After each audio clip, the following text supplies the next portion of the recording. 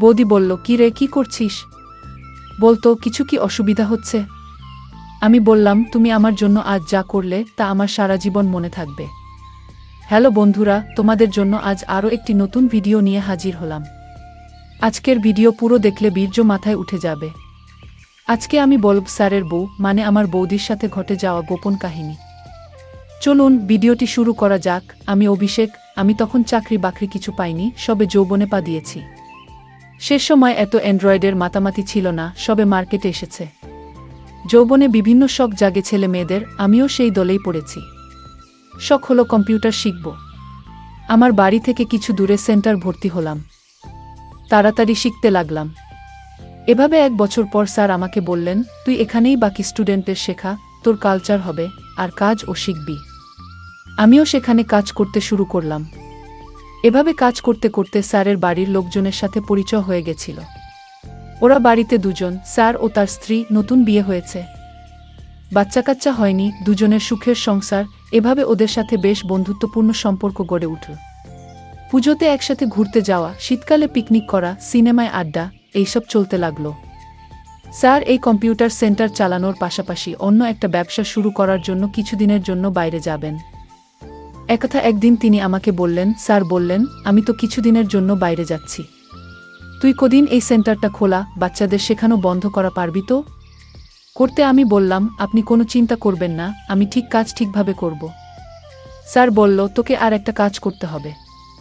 আমি বললাম, কি স্যার? বলল, তোর বৌদিকে দেখিস, যদি কোনো দরকার লাগে সাহায্য করিস। আমি বললাম, আচ্ছা ঠিক আছে। বাইরে ভালো মানুষ সেজে থাকা। আমি তো হাতে চাঁদ পেলাম। মনে মনে শয়তানি হাসি হেসে আমি নিজেকে বললাম, এতদিনে সুযোগ পেলাম।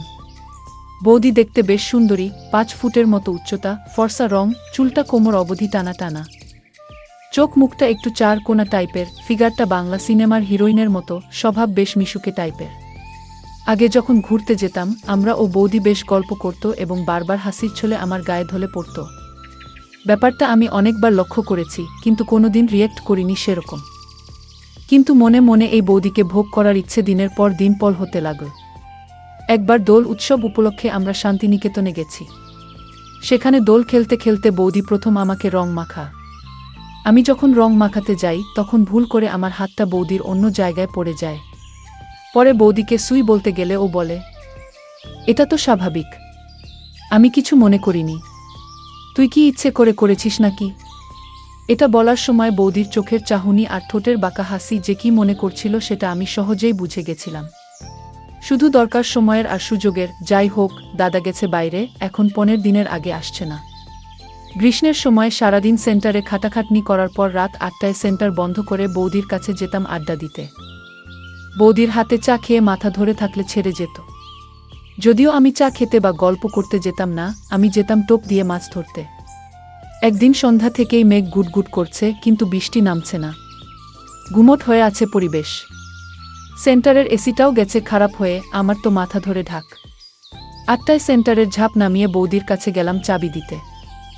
সবে বৌদির বাড়ি ঢুকেছি আর শুরু হলো বৃষ্টি। 2 কাপ চা নিয়ে দুজনে বসে পড়লাম বিভিন্ন গল্পতে।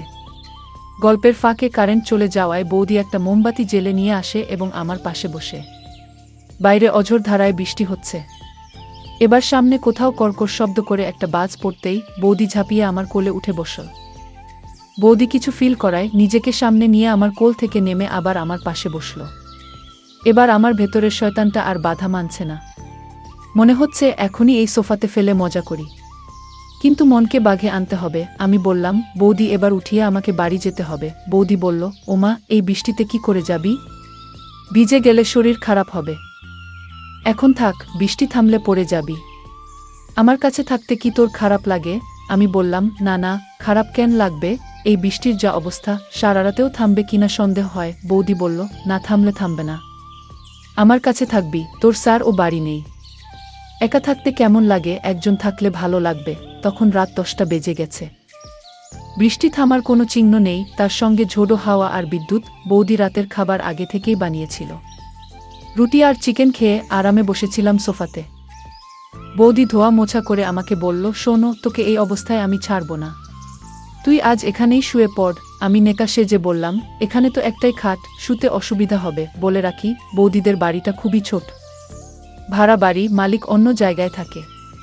একটা কিচেন, বাথরুম, একটা বারান্দা, সেখানে সোফা, টিভি আর একটা ছোট বেডরুম। বৌদি বলল, তুই আমার পাশেই শুবি, তোর তো খারাপ চিন্তা নেই আমাকে নিয়ে। আমার যখন তোর পাশে শুতে অসুবিধা নেই, তখন তুই আর নাটক করিস না, রাতে এক বিছানায় শুব, এটা শুধু কল্পনা করেছি মাত্র।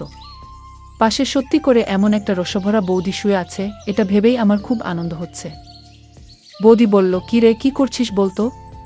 কিছু অসুবিধা হচ্ছে? আমি বললাম, তুমি আমার জন্য আজ যা করলে তা আমার সারা জীবন মনে থাকবে। বৌদি বলল, ধুর পাগল ছেলে, ওসব বাদ দে, এখন ঘুমিয়ে পড়। শুয়ে পড়লাম, কিন্তু কিছুতেই ঘুম আসছে না। আমি বললাম, বৌদি, একটা সত্যি কথা বলতে কি, তোমাকে আজ অনেক সুন্দর লাগছে। বৌদি বলল, আজ কেন? আগে বুঝি আমাকে সুন্দর লাগতো না? আমি বললাম, তা না, আজ একটু বেশি সুন্দর লাগছে তোমাকে। বৌদি বলল, যাও, আর পাকামো করতে হবে না, এখন ঘুমাও। আমার মাথায় খারাপ চিন্তা তখন ঘুরে বেড়াচ্ছে, কিন্তু আমি বৌদিকে বলতে পারছি না। এইসব ভাবতে ভাবতে কখন যে ঘুমিয়ে পড়েছি আমি জানি না। সকালে ঘুম থেকে উঠে ফ্রেশ হয়ে চা খেয়ে সেন্টারে চলে গেলাম। সেন্টারের সারাদিন কাজ করে 6টার দিকে সেন্টার বন্ধ করে বৌদির কাছে গেলাম। আজকেও বৃষ্টি হবে মনে হচ্ছে, তাই বৌদি বলল, আজকেও থেকে যেতে। আমিও থেকে গেলাম।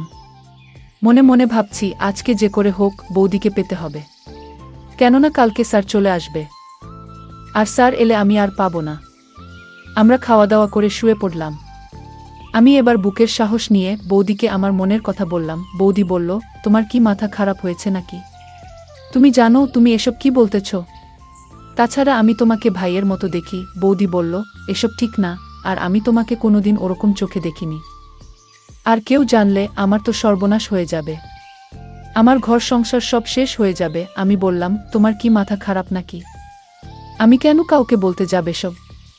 কেউ জানতে পারবে না। তারপর আমার জেদের কাছে বৌদিকে হার মানতে হলো। অবশেষে বৌদি রাজি হলো। আজ আমি আমার এতদিনের চাহিদা মিটাচ্ছি। আমার যে কি আনন্দ হচ্ছে বলে বোঝাতে পারবো না। বৌদিকে দেখে মনে হলো বৌদিও খুব মজা পাচ্ছে।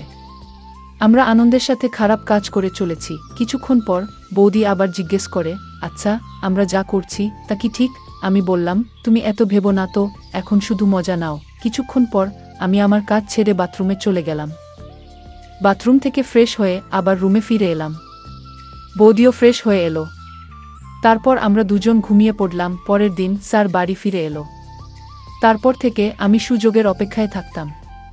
যখন স্যার বাড়িতে থাকতো না, আমি আর বৌদি মজা করতাম। এইভাবে আজও পর্যন্ত আমাদের সম্পর্ক চলতে আছে। আজও পর্যন্ত কেউ জানতে পারেনি। আর হ্যাঁ, তোমরা যেন কাউকে বলো না। যাই হোক, আজকের ভিডিও এই পর্যন্ত, এবং কালকে ভিডিওতে শিক্ষিকা ও ছাত্র-এর এক নতুন গল্প তোমাদের সামনে তুলে ধরব। যদি আমাদের ভিডিওগুলি ভালো লাগে তাহলে লাইক, কমেন্ট এবং শেয়ার করুন। আর সবার আগে ভিডিও পেতে আমাদের চ্যানেলটাকে সাবস্ক্রাইব করুন এবং পাশে আসা বেল আইকনটি বাজিয়ে দিন।